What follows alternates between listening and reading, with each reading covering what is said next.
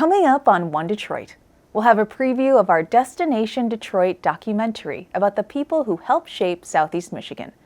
Plus, we'll hear how a local woman made history after researching her family tree. Also ahead, Michigan native Ruta Sepetys talks about her latest novel, A Fortune of Sand. And we'll get the latest on plans for a Detroit Techno Museum. It's all coming up next on One Detroit.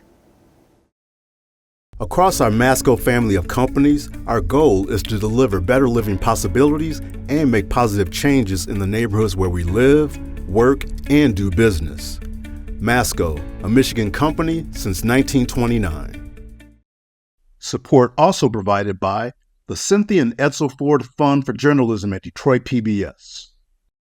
The DTE Foundation is a proud sponsor of Detroit PBS. Through our giving, we are committed to meeting the needs of the communities we serve statewide to help ensure a bright and thriving future for all.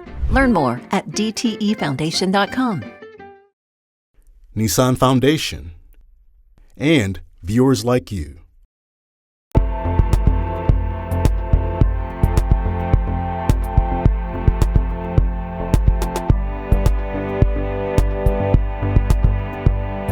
Hi, I'm Zozette Gear.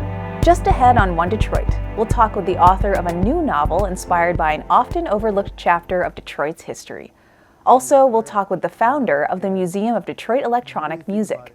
But first up, as America prepares to observe its 250th anniversary, Detroit PBS is shining a light on our region's history and its connection to the nation's evolving story. For generations, the resilience and ingenuity of Detroiters have helped transform America. Our new Detroit PBS documentary named Destination Detroit explores the histories of the people who helped shape Southeast Michigan. Detroit's iconic train station at Michigan Central, full of history, American history. It's been called the Ellis Island of the Midwest. My family came to Detroit via my grandmother. Everybody comes from somewhere. And she came from Natchez, Mississippi. She came on train. People gathered at the train station to share their migration stories. My grandparents were born in Pforzheim in Germany, and my dad was actually born there as well. And they immigrated to Detroit in 1954. So I'm first generation American on my dad's side. I came as a refugee from Burundi. I've been here since November 2015. Detroit PBS presents Destination Detroit. Stories from people who came here and built the Motor City. Detroit, we always think about its population loss, and it's lost more population than any other city. It grew faster than any other city in the country. It becomes this major city that's growing so fast because of the automotive industry. The African American population in Detroit skyrockets. New travel luxury in every Ford car. Detroit was vast and wide. Both of my grandfathers felt that it was imperative to get somewhere that was hustle and bustle. The legacy of the American auto worker carries on to this day. I come from labor. Labor is in my blood. It comes from the history of my family. My grandfather and my mom's family, they came over here in 1974 at the time when the Lebanese Civil War was about to start, but also for the opportunity at pursuing the American dream. America at 250, our country's anniversary, a time to look to the future and reflect on our past. My mother's family is from Zacatecas, Mexico. You know, this neighborhood has been revitalized many times over by new families coming in. They don't know any of this. We have to tell our own story. After the war, about 100,000 Holocaust survivors come to the United States, and about 4,000 of them settle here in Michigan. We boarded the ship Queen Elizabeth, and it took us about 5 days to get to New York. Finally, I got to Detroit. I felt better, much better there. So my father, he was a South Vietnamese military personnel. He came to Michigan in 1975. We are nomadic beings. We've always been moving. And so we're moving in search of opportunity. We're moving in search of liberation and freedom. We're moving in search of a pursuit of excellence. Watch Destination Detroit and hear our stories as we commemorate our country's 250th anniversary. It's right here on Detroit PBS, or stream it on the PBS app.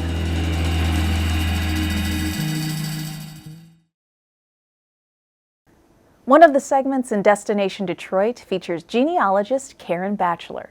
While exploring her ancestors' history, she learned that one of them had fought in the American Revolutionary War. As a result, Batchelor made history when she became the first African-American member of the Daughters of the American Revolution nearly a half-century ago. Here's her story.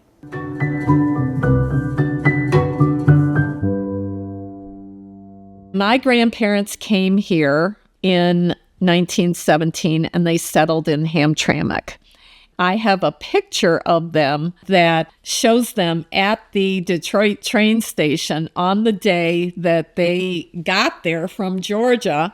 And I guess there must have been photographers around and they, we'll take your picture and commemorate this. So they, for whatever reason, and they weren't wealthy or anything, they had this picture taken, and my Aunt Mary standing on a stool looking like shocked at it all. But that's how my dad's side of the family got here.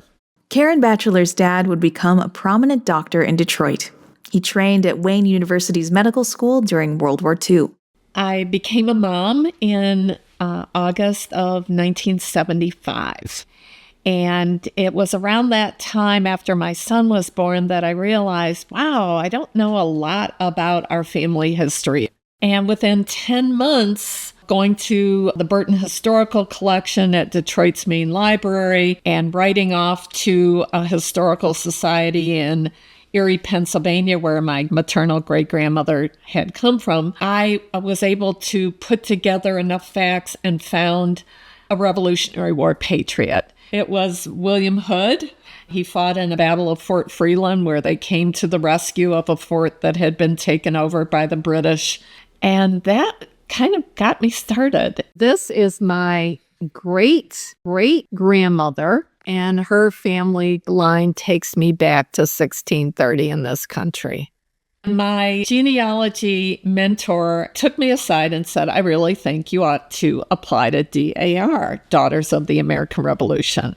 Mom talked about how she had been to a concert in D.C. when she was a student at Howard. It was 1939, and it was when Marian Anderson had to sing on the steps of the Lincoln Memorial because she had been denied access to use DAR's Constitution Hall, which was a concert venue and still is. 75,000 massed before Lincoln Memorial to hear Marian Anderson, colored contralto, make her capital debut at the Great Emancipator Shrine. Refusal of the DAR to let her use their hall fanned a countrywide controversy. What was the image for a lot of people with the DAR? Well, certainly in the Black community, people did ask me, why would you want to join a group like that who had discriminated against us? And here's what I would say was the reason. When I was 14, ninth grade, I integrated a school in Detroit. And it was on the east side. I had to take a bus an hour and a half each way. And my parents wanted me to do this. And this was part of their way, is that this was the year after the Civil Rights Act, and I was to integrate this school. There were 4 of us kids at the school, and we weren't in class with one another. None of the Black kids were together. There were no Black teachers. It was probably one of the loneliest years of my life. It was the first time I ever got called the N-word. And I remember after a couple weeks getting home from one of those days, and I was sobbing. And I asked my parents, why are you making me do this? And Dad said, and I will never forget this, it has been maybe my mantra through all the years since, but he said, because somebody has to. Tonight, we present a landmark in television entertainment. 1977, the year the miniseries Roots premiered on network television. Suddenly, Americans started doing their own genealogy research. In July of 1977, 2 women at the Ezra Parker chapter of DAR in Royal Oak, Michigan, they were inviting me to apply to them and become a member. They were going to sponsor me. Applications to other chapters ignored, but Karen was in. It made local headlines and the New York Times front page. So join us for Good Morning America. Then, national television. On ABC. There were a lot of news stories. I did a lot of interviews. This was the beginning of a lifetime journey for me doing family history. And then these two pictures are Aunt Clara. So the first person I started talking to about the family history.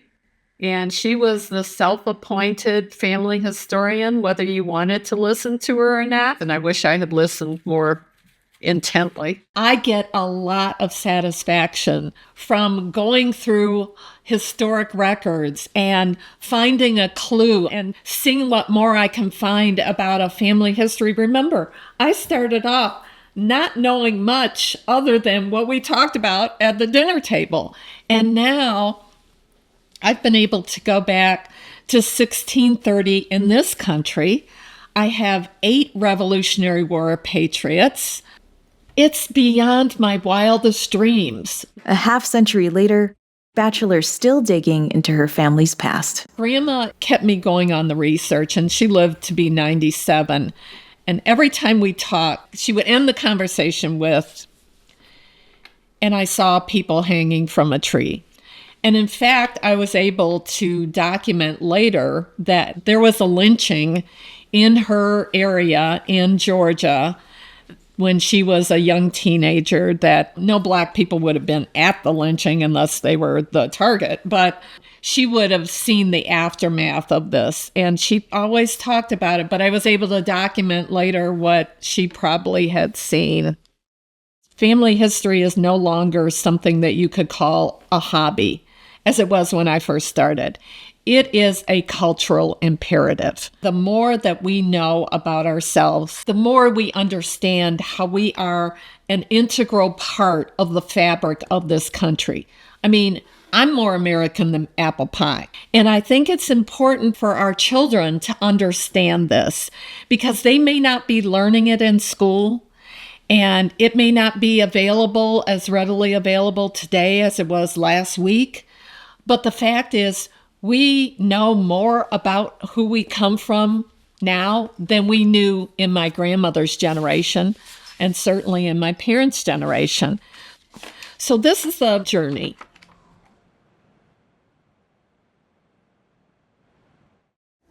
Let's turn now to a new novel by Michigan native and best-selling author Ruta Sepetys. A Fortune of Sand is a drama set in 1920s Detroit when the automobile industry was booming. The story explores ambition, family loyalty, and the fortunes built and lost during a groundbreaking period in America's history.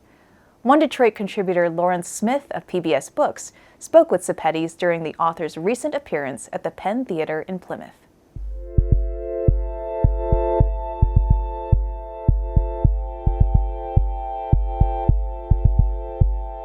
So tell us all about the book. What inspired it? Oh, what inspired it? My love for Detroit. Also what inspired it is my question, what determines how history is preserved and recalled? Many people don't know that Detroit was once considered the Paris of the Midwest. So I wanted to go back to Detroit's golden age and bring that history out of the dark via a story. Yes, so it takes place in 1920s Detroit. What was different about that time than now, and how does that sort of factor into the story? What surprised me about the 20s was that the dominant narrative of the 20s that we've accepted, flappers and jazz and that's not the complete narrative.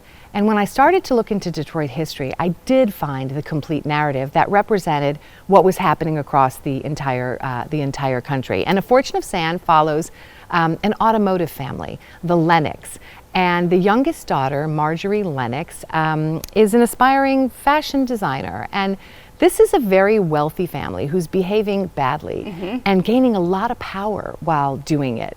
And Marjorie discovers a web of lies in her own family and then has to face a terrifying truth.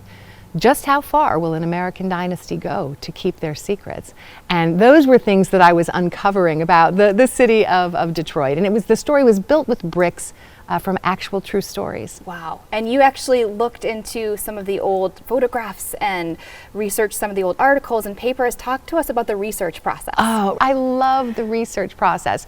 So to research this book, every morning with my coffee, I read the newspaper from whatever day it was, but in 1927, the setting for the book. And what I found, again, was so interesting because the papers in the city of Detroit, so the Free Press, the news, at the time there was the Detroit Times, I was reading something, but then when I would go to a newspaper, let's say from Battle Creek or Lansing or Traverse City, there were stories that weren't reported in the Detroit papers themselves. And keep in mind, during that time, newspapers carried so much power. Newspapers, society pages, obituaries. Which we talk about in this novel. Exactly, right. And that's where the stories lied. I did find that obituaries and death notices, people were very particular. But think about it, this was their history. But in one particular case of something I was researching related to the book, I don't want to give any spoilers, something didn't add up to me.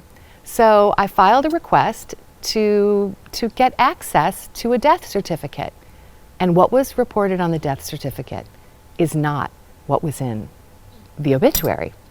So there was this great contrast of fortune and facade. And as a writer and a creative, we need that, right? We need those opposing forces. They illuminate each other. So I really leaned into the fortune and facade of Detroit. I love that. And let's talk a little bit about the title, A Fortune of Sand, and that metaphor. Yes. In A Fortune of Sand, so sand is something that we walk on. Sand is something that we wipe from our shoes, right? But there's a paradox there. Sand slips through our fingers. So it's something that we might disregard.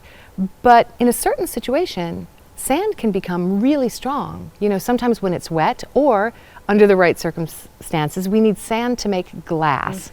And the Lennox family, they run a glass empire. And glass then has these contrasts that if glass can provide protection from the elements, it's something that maybe helps us see, but it can also become distorted and it can shatter.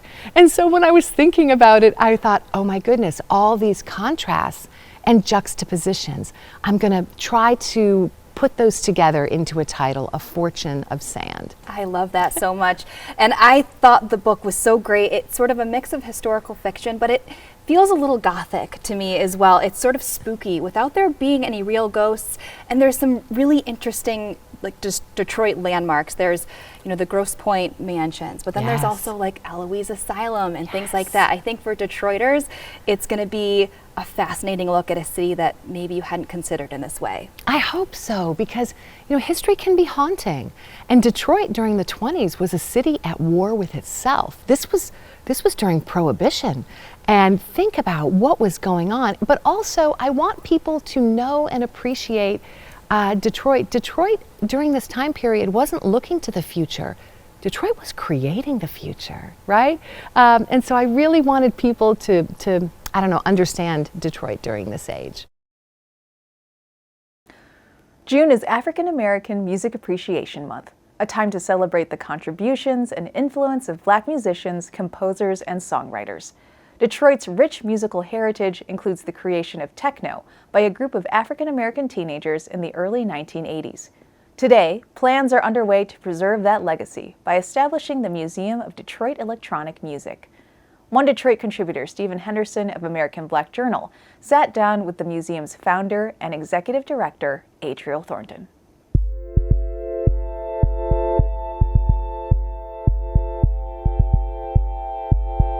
It's really odd in a sense that, like, this music that was, you know, inspired by like Kraftwerk and George Clinton and the whole Parliament Funkadelic thing and Prince was really, what shouldn't have worked here, really did. You know, I'm actually happen to be friends with Ralph Hooter from Kraftwerk, and he actually told me, it's like, we did not set out to make dance music. They were just playing with synthesizers and drum machines. Noise. Yeah, they were just making noise, and they were like shocked when, you know, Mojo started playing it. And then there was this city in the US who was like just all about it and like dancing to it and making it happen. And that was Detroit. You know, so it was a kind of an anomaly, but thank God, right? And those roots because now it's so much bigger, right? It's everywhere. It literally is all over the world. But those roots are important, and that's what you're trying to, I think, really celebrate and commemorate in the idea of this museum, and that's really important to us here. Exactly. So the idea that this musical genre that was created here by African American teenagers has impacted the world in ways that we still are trying to process. Yeah, right. You go other places in the world, and Detroit is literally a genre of Detroit techno is a genre of music. Right, right. You go in a record store, there's a Detroit techno section, and we are now, 40 years later, recognizing that we need to capture stories, we need to highlight folks, we need to make sure that we as a city are protecting that legacy while paying homage to what's happening now, and then preparing for the future, right? So the Museum of Detroit Electronic Music, aka Modem, seeks to do all of that, right? We want to make sure that we honor and preserve the history. There's a lot of people still in this city who don't necessarily know that Detroit was created here. We did that techno was created here. And that the branches of those roots have seeped through all electronic music. So, our impact on hip hop even, when you talk about a producer like Jay Dilla, one of his electronic music songs, one of his techno songs called Plastic Dreams, was like huge around the world, right? Like one of the biggest songs ever, right? But he was also one of the most revered hip hop producers on the planet. His mentor and the person who taught him what to do was Amp Fittler, who also crossed those lines, right? So that's why, for me, it was important to say that it was electronic music, so that we could cover all of that. We can get everything. We could get everything. Yeah. And so it really, really is important, I think, to have a physical institution, a physical place where DPS students can come and see pictures and learn history and say, oh my God, those people look like me. Yeah, right. Right. And this happened where I'm growing up. Yeah, and it happened, this guy was from my neighborhood. Yeah, right. And so I could potentially do that too.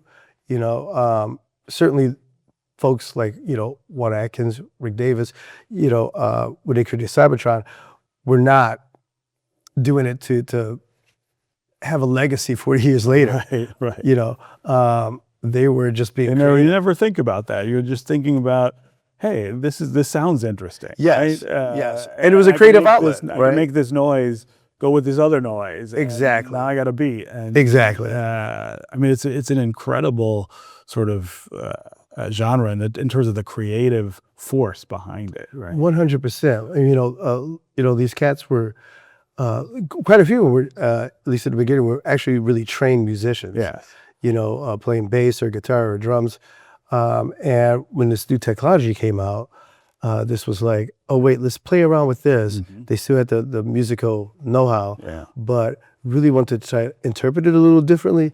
So they really were experimenting and creating something that really they didn't have a basis for, right? This wasn't like they wanted to sound like somebody else. Right. They were creating something that was really different and new, but that happened to be something that people, especially in their generation, resonated. Yeah. Right? It resonated with them. And so, again, when you think about, not a happy accident, I don't want to say it was an accident, but when you really think about like what really happened back then, it was super creative. Yes. It was underground. And it was something that, again, I think spoke to the African-American youth in the city of Detroit in a way that other stuff was not. Yeah. So we're still looking for a place for the museum. Talk about timeline. We are actively looking for sponsors and foundational support. Yeah. Actually hoping that the city will support it. in ways. But we are looking for a new location. We were part of a project that got canceled, or paused, and so we are looking for perhaps a place that is more central, that maybe makes a bit more sense, right? That'll do it for this week's show. Thank you for watching. Head to the One Detroit website for all the stories we're working on. Follow us on social media and sign up for our newsletter.